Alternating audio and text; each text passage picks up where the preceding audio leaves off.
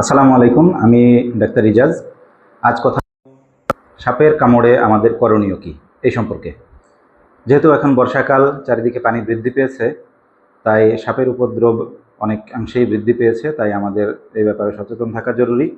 বাংলাদেশে প্রতি বছর প্রায় 4 লক্ষ মানুষ সাপের কামড়ের শিকার হন।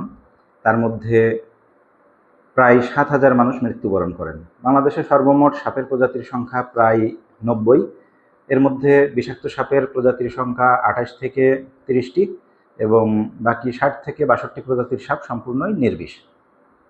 এবং বিষাক্ত সাপের মধ্যে অধিকাংশ সাপই সামুদ্রিক সাপ, যা উপকূলীয় অঞ্চলের বাইরে পাওয়া যায় না। উপকূলীয় অঞ্চলের বাইরে বিষধর সাপের সংখ্যা খুবই সীমিত, 10 থেকে 12 প্রজাতির হতে পারে খুব বেশি হলে। তাই খুব বেশি আতঙ্কিত হওয়ার কিছু নেই। আপনাকে যদি সাপে কামড় দেয় তাহলে শতকরা 60 থেকে 70% সম্ভাবনা হচ্ছে সাপটি একটি নির্বিষ সাপ। এছাড়াও যদি বিষাক্ত সাপেও কামড় দেয় তাহলে কিন্তু বিষাক্ত সাপ সবসময় বিষ প্রয়োগ করে না। কারণ বিষাক্ত সাপ অনেক সময় ভয় দেখানোর জন্য, শুধুমাত্র আত্মরক্ষার জন্য কামড় দিয়ে থাকে। এবং বিষাক্ত সাপের টেন্ডেন্সি থাকে বিষ সঞ্চয় করা, কারণ এই বিষ তার হজমের কাজে লাগে এবং বিষ তৈরির যে জটিল প্রক্রিয়া, এখানে কিন্তু অনেক এনার্জি লস হয়, অনেক শক্তি ব্যয় হয়। এজন্য খুব বিপদে না পড়লে এবং নিজের জন্য হুমকি মনে না করলে সাপ কিন্তু বিষ ঢালে না। এজন্য আতঙ্কিত হওয়া যাবে না, ধীর স্থির থাকতে হবে। অনেক সময় দেখা যায় নির্বিষ সাপ কামড় দিলেও শুধুমাত্র আতঙ্কিত হয়ে ভয়ে হৃদযন্ত্রের ক্রিয়া বন্ধ হয়ে অনেকেই মারা যান। আবার অনেকে সাপের কামড় দেওয়ার পর আতঙ্কিত হয়ে ছোটাছুটি করেন, কেউ নিজে দৌড়ে বা সাইকেল চালিয়ে ওঝার কাছে হাসপাতালে যাওয়ার চেষ্টা করেন।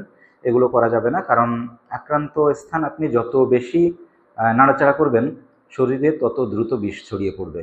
তাই আক্রান্ত স্থান খুব বেশি নাড়াচাড়া করা যাবে না। এবং আগে কামড় দেওয়ার পরে বাঁধন দেওয়ার কথা বলা হতো, কিন্তু বর্তমানে বাঁধন দিতে সম্পূর্ণরূপে নিরুৎসাহিত করা হয়। কারণ বাঁধন দিতে গিয়ে অনেকে এত টাইট করে বাঁধন দেন যে রক্তের প্রবাহ সম্পূর্ণরূপে বন্ধ হয়ে গিয়ে হাত পায়ে পচন ধরে যায়। এবং চন্দ্রবোড়া জাতীয় সাপ যদি কামড় দেয়, অনেক ক্ষেত্রেই দেখা যায় খুব দ্রুত আক্রান্ত স্থান ফুলে যায় এবং ফুলে গিয়ে শরীরের বাঁধন আরও বেশি টাইট হয়ে যায় এবং হাত পায়ের পচন বেশি ত্বরান্বিত হয় এবং অনেক ক্ষেত্রেই দেখা যায় হাত পা কেটে ফেলা লাগে। এই জন্য এখন সম্পূর্ণরূপে বাঁধন দিতে নিষেধ করা হয়। আমাদের দেশের মানুষ সবচেয়ে বড় ভুলটা করেন হচ্ছে সাপে কামড় দেওয়ার পরে ওঝার কাছে গিয়ে অনেক সময় নষ্ট করে তারপরে ডাক্তারের কাছে আসেন। কিন্তু ওঝার কেরামতি আসলে তখনই খাটবে যখন সাপটি নির্বিষ হবে। নির্বিষ সাপে কামড় দিলে ওঝার কাছে না গেলেও আপনি ভালো হবেন, ডাক্তারের কাছে না গেলেও আপনি ভালো হবেন।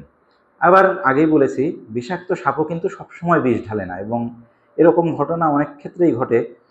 এসে বলেন আক্রান্ত ব্যক্তি যে আমাকে তো গোখরা সাপে কামড় দিয়েছে, আমাকে ফনা তুলে কামড় দিয়েছে, আমি দেখেছি এবং ওঝার কাছে যাওয়ার পর আমাকে বিষ নামিয়ে দিয়েছে, আমি আলহামদুলিল্লাহ সুস্থ হয়ে গিয়েছি। কিন্তু এক্ষেত্রেও আমি আগেই বলেছি যে বিষাক্ত সাপ সবসময় কিন্তু বিষ ঢালে না। এবং সাপ যদি পেটে যদি খাবার থাকে, ভরা পেটে কামড় দেয়, তাহলে অনেক সময় এই ঘটনা ঘটে। বিষ ঢালে না, শুধুমাত্র ভয় দেওয়ার জন্যই কামড়টা দেয়। এক্ষেত্রে আমরা ড্রাই বাইট বলে থাকি। তাই সাপে কামড় দিলে যত দ্রুত সম্ভব নিকটস্থ হাসপাতালে, যেখানে অ্যান্টিভেনম পাওয়া যায়, সেখানে চলে যাবেন। ডাক্তার সিদ্ধান্ত নেবেন আপনাকে অ্যান্টিভেনম প্রয়োগ করবেন কিনা। যদি বিষাক্ত সাপে কামড় দেয় তাহলে কিছু উপসর্গ দেখে ডাক্তার এই সিদ্ধান্ত নিয়ে থাকেন। বিষাক্ত সাপে কামড় দিলে আক্রান্ত স্থান খুব দ্রুত ফুলে যায়, আক্রান্ত স্থান কালো হয়ে যেতে পারে, ফোস্কা পড়ে যেতে পারে। অনেক সময় আক্রান্ত স্থান থেকে অনবরত রক্তপাত হতে থাকে, কারণ চন্দ্রবোড়া জাতীয় সাপের ক্ষেত্রে এই সাপের বিষ রক্ত জমাট বাঁধতে বাধা দেয়, তাই সেখান থেকে রক্তপাত হতে থাকে। এছাড়া বিষ যখন সারা শরীরে ছড়িয়ে পড়ে তখন আক্রান্ত ব্যক্তির চোখের পাতা পড়ে আসবে, তাকিয়ে থাকতে পারবে না, চোখের পাতা পড়ে আসে, ঘাড় ভেঙে আসে, ঘাড় সোজা রাখতে পারে না, অনেক সময় নাকি সুরে কথা বলে, নাকে নাকে কথা বলে, শ্বাসকষ্ট হতে পারে, অনেক সময় বমি হয়। এসব লক্ষণ দেখেই ডাক্তার অ্যান্টিভেনম দেওয়ার সিদ্ধান্ত নিয়ে থাকেন। আমাদের ভিতরে একটা ভুল ধারণা আছে যে ছোট সাপে কামড় দিয়েছে, হয়তো ছোট সাপের বিষ কম, ক্ষতি হবে না। কিন্তু এই ধারণাটা সম্পূর্ণ ভুল। বিষাক্ত সাপ ছোট হলে বরং আরও ভয়ের কারণ। কারণ বড় সাপগুলো এই বিষ প্রয়োগ করবে কি করবে না, এই প্রক্রিয়াটা সে ভালোভাবে নিয়ন্ত্রণ করতে পারে। সে যখন ইচ্ছা বিষ ঢালতে পারে, যখন ইচ্ছা হবে না সে বিষ নিয়ন্ত্রণ করে রাখে। কিন্তু বাচ্চা সাপের এই প্রক্রিয়ার উপরে কন্ট্রোল খুব কম থাকে। বাচ্চা সাপগুলো যখনই আতঙ্কিত হয়, ভয়ে সে তার সমস্ত বিষটাই কামড়ের সাথে ঢেলে দেয়। অর্থাৎ যদি বাচ্চা সাপে কামড় দেয় তাহলে বরং বিষ ঢেলে দেওয়ার সম্ভাবনা খুব বেশি। তাই বাচ্চা সাপে কামড় দিলে নির্ভর হয়ে থাকার উপায় নেই, আপনাকে যত দ্রুত সম্ভব হাসপাতালে যেতে হবে। এবং আরেকটা ব্যাপারে সচেতন থাকতে হবে যে আপনাকে যদি রাত্রে কামড় দেয়, রাত্রে যদি আপনি ঘুমের ভিতরে সাপের কামড় খান অথবা আপনার বিছানায় উঠে কামড় দেয়, তাহলে আপনাকে অবশ্যই সচেতন থাকতে হবে। কারণ রাত্রে কামড় দেওয়া ওই সাপটির নাম হচ্ছে কালাশ সাপ।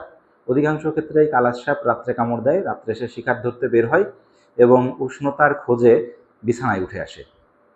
কালাশ সাপ মারাত্মক বিষধর একটি সাপ। আপনি যদি দ্রুত অ্যান্টিভেনম না নেন তাহলে কিন্তু জীবন নাশের সম্ভাবনা রয়েছে। তাই রাত্রে অবশ্যই সচেতন থাকতে হবে। রাত্রে মশারি টানিয়ে ঘুমাবেন, মশারির চারিদিকে খুব ভালো করে গুজে দিবেন। রাত্রে চলাফেরা করার সময় অবশ্যই টর্চ লাইট, বাড়ির আশপাশ পরিষ্কার রাখবেন। মাটির ঘরে যদি ইঁদুরের গর্ত থাকে, ইঁদুরের গর্তগুলো অবশ্যই এই বর্ষায় ভালো করে বন্ধ করে ফেলুন। জানালা দরজার নিচে যদি ফাঁকা জায়গা থাকে, এই ফাঁকা জায়গাগুলো কাপড় দিয়ে বন্ধ করে দিবেন। সর্বদাই সচেতন থাকবেন, সুস্থ থাকবেন। ধন্যবাদ সবাইকে।